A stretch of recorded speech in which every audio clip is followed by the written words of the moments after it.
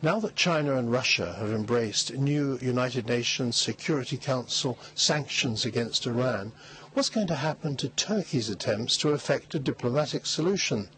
The Turks are said to be not too impressed with the latest turn of events. Welcome to Agenda with George Friedman, who joins me now on the phone from Baku in Azerbaijan. George, you're on the old Silk Road and in the capital of one of the most important new oil and gas centres in the world. What does the world look like from Baku? Well, firstly, the city of Baku is extraordinary. It's a world-class city and very beautiful. I'm quite surprised. I didn't know what to expect in coming here, and I'm quite stunned at what they have built here. It certainly must be greatly different than it was during the Soviet period. The Azerbaijanis are caught between the Iranians and the Russians. They are looking to the Turks. They've just signed an agreement on shipment of oil to Turkey. That's extremely important. But they're wondering where the Americans are. The Americans agreed to the resolution on Turkish genocide on Armenia, and in so doing left the Azerbaijanis hanging because the Armenians hold a great deal of Azerbaijani territory, area called Nagorno-Karabakh. They're wondering if the Americans know they're here or if they understand how strategic it is. Bob Gates, U.S. Secretary of Defense, was here for a visit. Other officials will be coming, but there's no ambassador from the United States in Baku that's being held up by Congress.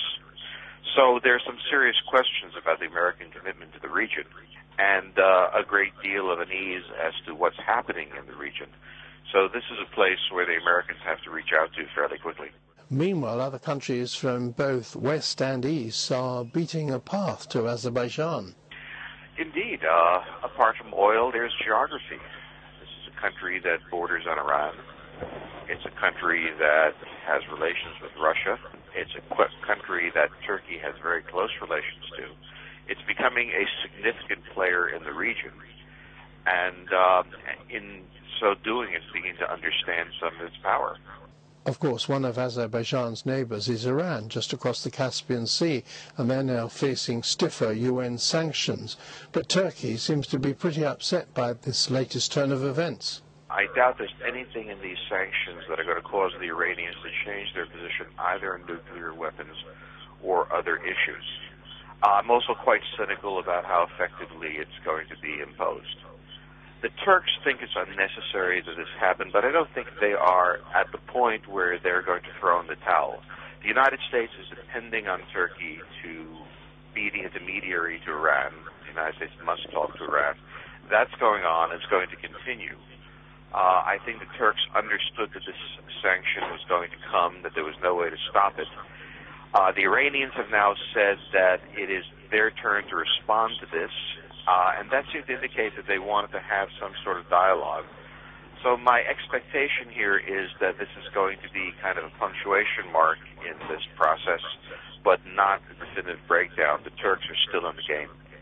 Now, can we go back to where we were last week on Israel and Turkey's relations with Israel, which are, of course, getting worse and are probably at an all-time low, but nonetheless the Turks haven't broken off all relations altogether. What do you think is going to happen here now? The most important strategic fact for Israel is that the Arabs are deeply split among themselves and between themselves and the Palestinians. Hamas and Fatah have carried out a struggle, sometimes a civil war. So they're split. The Egyptians are hostile to Hamas. The Jordanians are not friendly to Fatah, regardless of what they say. They remember Black September 30 years ago, where 10,000 Palestinians were killed. This is an area without a great deal of unity. Therefore, bringing pressure to Israel is not an easy thing to do. The Israelis certainly are not in the bad position they were a week ago, but they are still going to face the United States. The Americans must maintain their relations with the Turks, and they want an international investigation of what's happened. Netanyahu will be visiting Washington, I think, reluctantly, and I think the pressure is going to be brought to bear on him. At the same time, we have an interesting crisis developed in Israel, where more and more people are saying that the boarding of the ship was bungled. Information is emerging saying that the normal planning process wasn't followed.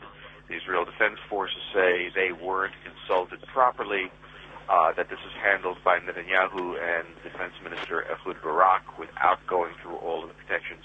A lot of people in Israel are running away from this operation, not in principle, but in the way it was done. So there are two time bombs for Israel. One is a domestic one, and the second is that they have not yet settled with the United States on this score. The Turks are bringing very heavy pressure on the United States for an international investigation. The Americans are indicating they're not going to accept an internal Israeli investigation. I would say this is far from over.